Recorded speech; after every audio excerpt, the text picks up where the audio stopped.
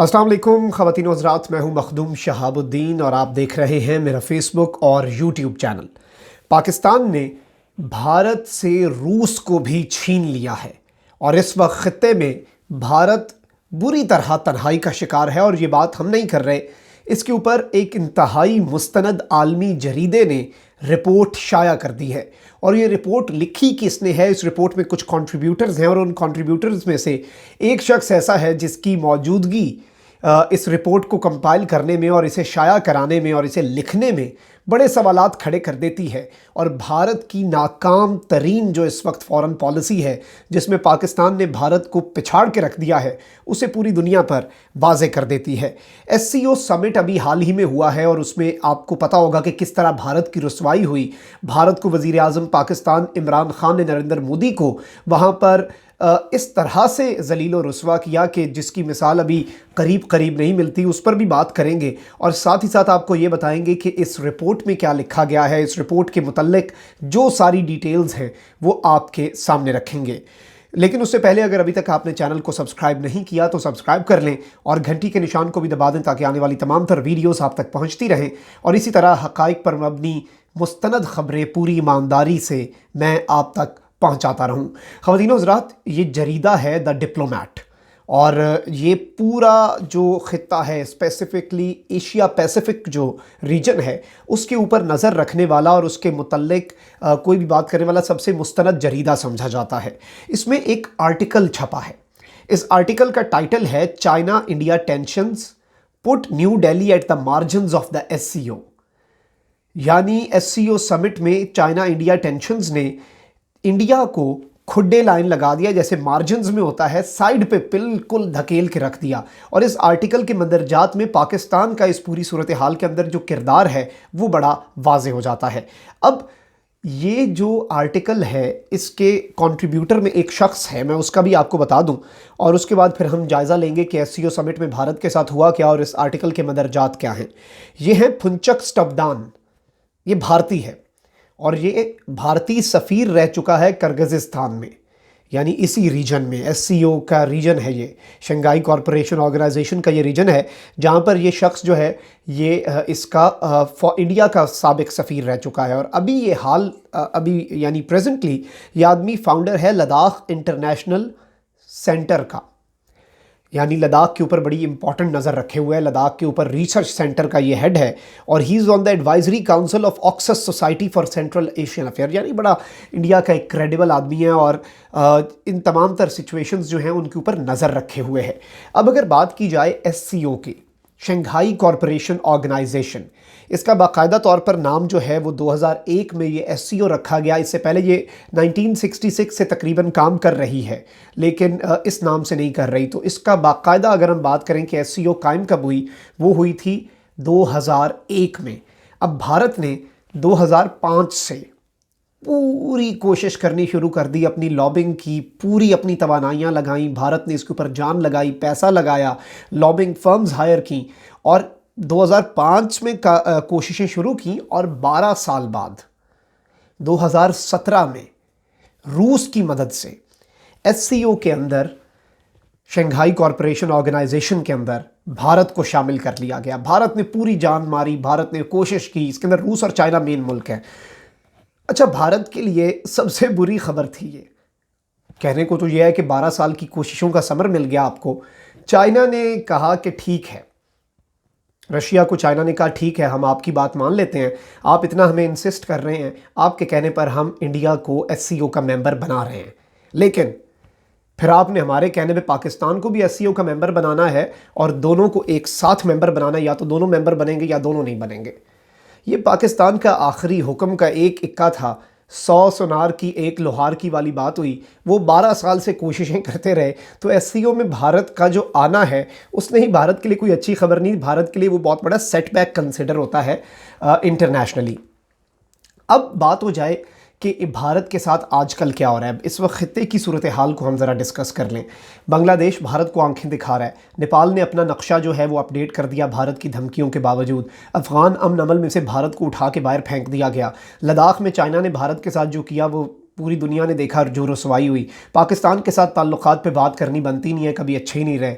Iran के साथ अभी जो अरबों रुपए की, अरबों डॉलर्स की इन्वेस्टमेंट थी वो डूब गई, चाबहार का प्रोजेक्ट रुक गया। इस वक्त भारत बड़ा शदीद आइसोलेट होकर रह गया है और भारत इस वक्त कन्फ्यूज्ड है। वो एंटी अमेरिका ये ऑर्गेनाइजेशन है, एससीओ, ज़ाहिर बात है इसमें रशिया है, चाइना है, पाकिस्तान है, इसमें सारे वो ममालिक हैं जो अमेरिका के साथ कोई बहुत अच्छे नहीं हैं, और दो जो ममालिक इसे लीड कर रहे हैं वो तो अमेरिका के सबसे बड़े मुखालिफ हैं। भारत दो कश्तियों का सवार होने की कोशिश कर रहा था और इन दोनों कश्तियों में एक एक टांग धरे हुए था और ना वो इधर का रहा है ना उधर का रहा है। यही इस आर्टिकल का असल मतन है, लेकिन उसमें बड़ी कुछ हैरान कुन और बड़ी चशमकुशा बातें भी की गई हैं। अब ये कहता क्या है? ये कहता है कि वाशिंगटन और बीजिंग के जो ताल्लुकात हैं वो इंतहाई ख़राब हुए, तो इंडिया जो है वो एससीओ के अंदर एंगेज्ड रहने का जो फ़ैसला है इसके ऊपर बड़ी अब स्क्रूटनी होगी, इंडिया के ऊपर अब नज़र रखी जाएगी। एक तो ये एससीओ के अंदर घुसने की कोशिश करता है, ऊपर से अमेरिका जो है वो एससीओ को कोई ख़ास पसंद नहीं करता। अब ये जो कॉन्फ्लिक्टिंग इंटरेस्ट, जिसे आप मफादात का टकराव कहते हैं, वो इस वक्त भारत कर रहा है। दो कश्तियों का भारत सवार हो चुका है। अब इसने एक और बात बताई कि इस पूरे एससीओ की जो ऑर्गेनाइजेशन है, आज भी इसके अंदर जो एजेंडा सेटर है, जो इसे बताता है, इसे लीड करता है, बताता है कि इसका मकसद क्या है, एजेंडा सेटर बीजिंग है। अब भारत रशिया को ले तो आया, रशिया भारत को ले तो आया, लेकिन चाइना पाकिस्तान को भी लेके आ गया। अब हुआ क्या है, इसके भारत को किसी भी तरह से भारत को कोई फ़ायदा नहीं हुआ। तीन चार चीज़ें होती हैं कोई भी रीजनल ऑर्गेनाइजेशन ज्वाइन करने के बाद, आपको तीन चार एस्पेक्ट से फ़ायदा होता है। एक होता है सिक्योरिटी, ख़त्ते की सिक्योरिटी, रीजनल सिक्योरिटी के एस्पेक्ट से आपको बहुत फ़ायदा हो जाता है। लेकिन एससीओ जो है उसका तो एजेंडा ही भारत के अंदर कुछ नहीं रहा। भारत के अंदर तो उसी तरह से कार्रवाइयाँ होती रहीं। इस शख्स ने तो पुलवामा का जिक्र किया कि पुलवामा में दहशतगर्दी हो गई, भारत को क्या मिला, भारत ने इसमें से क्या कमाया? बात इसमें अभी भी सेंट्रल एशिया के अंदर टेररिज्म की होती है, भारत की तो बात नहीं होती। इसके अंदर बात अफगानिस्तान के पीस प्रोसेस की होती है, भारत की तो बात नहीं होती। भारत को इसमें कोई फ़ायदा नहीं है। इसके बाद कहते हैं ट्रेड जो है, ट्रेड भारत की गिरी है एससीओ के अंदर, और एससीओ ने भारत को ट्रेड का कोई फ़ायदा नहीं दिया। यानी इसने ये बात कही है कि भारत की इस पूरे खित्ते के अंदर जो ट्रेड है उसमें से 90% चाइना के साथ है, लेकिन इसके बावजूद इस ऑर्गेनाइजेशन की वजह से कोई ट्रेड में भारत को फ़ायदा नहीं हुआ, बल्कि गिरी है। अब ये भी एक दूसरा भारत का बड़ी बात। अच्छा, अब ये चाबहार से ज़ैदान तक इन्होंने कहा कि ये एक नई दिल्ली ने ये ऑफ़र की थी कि वो एक ट्रेन का प्रोजेक्ट बना देगा और कनेक्टिविटी का भारत को फ़ायदा हो जाएगा। अब भारत को वो भी फ़ायदा नहीं हुआ। वो जो प्रोजेक्ट है वो बिल्कुल इस वक्त हवा में लटक रहा है और कोई भी उसका फ्यूचर उस प्रोजेक्ट का नज़र नहीं आ रहा। अब एक जो दो तीन बातें हैं, अब इन्होंने यहाँ पर पाकिस्तान का किरदार बताया। पाकिस्तान का इन्होंने कहा कि पाकिस्तान ने सिक्योरिटी सिचुएशन में इसे अपने हक़ में इस्तेमाल किया, पाकिस्तान ने इसे अपनी ट्रेड बेहतर करने के लिए इस्तेमाल किया। यानी ये तनकीद भारत के ऊपर कर रहा है कि भारत ने पिछले 3 साल में 12 साल की मेहनत के बाद आप इसके अंदर घुसे हैं, आपको फ़ायदा कोई नहीं हुआ, सिर्फ आप रुसवा हुए हैं। पाकिस्तान जो है वो आपको एक्सपोज कर रहा है। पाकिस्तान ने एससीओ को, इस शख्स और इस जरीदे की रिपोर्ट के मुताबिक ये कहा गया है कि पाकिस्तान ने एससीओ को कश्मीर के ऊपर एडवोकेसी के लिए बहुत ज़्यादा इस्तेमाल किया और बहुत अच्छे और अहसन तरीक़े से पाकिस्तान ने इसे इस्तेमाल किया है। और अभी रिसेंटली जो एससीओ समिट में हुआ है, आप देखें, चाइना आया, चाइनीज़ सदर आए, शी जिनपिंग आए, उन्होंने पाकिस्तान की तारीफ़ की। रशिया के सदर व्लादिमीर पुतिन आए, उन्होंने कहा मैं इमरान खान की बात से सहमत हूँ।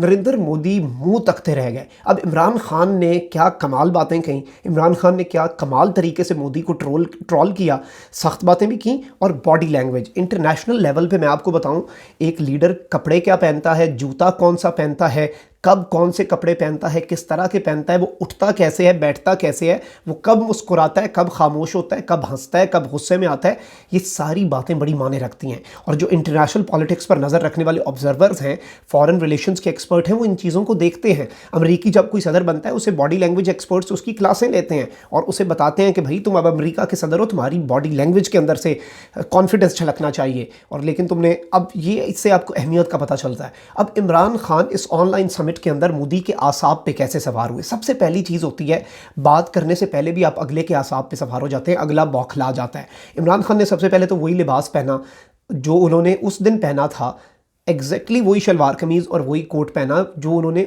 कौमी असम्बली में पहना जब अभिनंदन पकड़ा। अब ये कोई छोटी सी बात है, चलें ठीक है, रिपीट हो जाता है, ये किसी ने नोट भी नहीं किया होगा। मोदी को कौन सा याद होगा खान साहब ने कौन से कपड़े पहने हैं।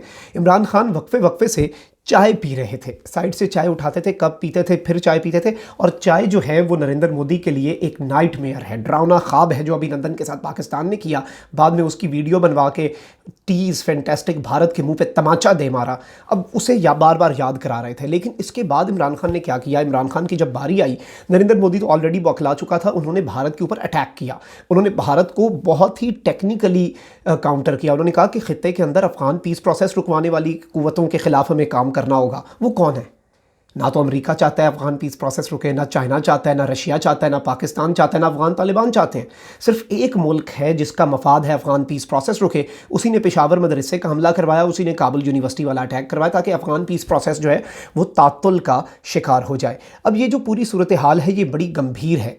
इमरान खान ने इसके बाद एक और बड़ी अहम बात की। इमरान खान ने इस सारी सूरत हाल में जो बात कही है, इमरान खान ने यह कहा कि हमें उन हुक्मरानों की हौसला शिकनी करनी चाहिए, उसे गैर कानूनी करार देना चाहिए, ये जो मज़हब के नाम पर नफ़रत फैला रहे हैं अपने लोगों में। ये इशारा भी जारी बात है, पूरी दुनिया जानती है, नाम लेने की ज़रूरत ही नहीं रहती। जब नफ़रत के नाम पे सियासत की बात आती है तो उन फहरिस्तों में नरेंद्र मोदी जो है वो पहले नंबर पर होता है। अब इसमें इमरान खान की इन बातों के बाद पुतिन आके कह रहे हैं मैं इमरान खान की बातों से सहमत हूँ। चाइना के सदर आके कह रहे हैं, पाकिस्तान की तारीफ़ें कर रहे हैं, पाकिस्तान के किरदार की तारीफ़ हो रही है।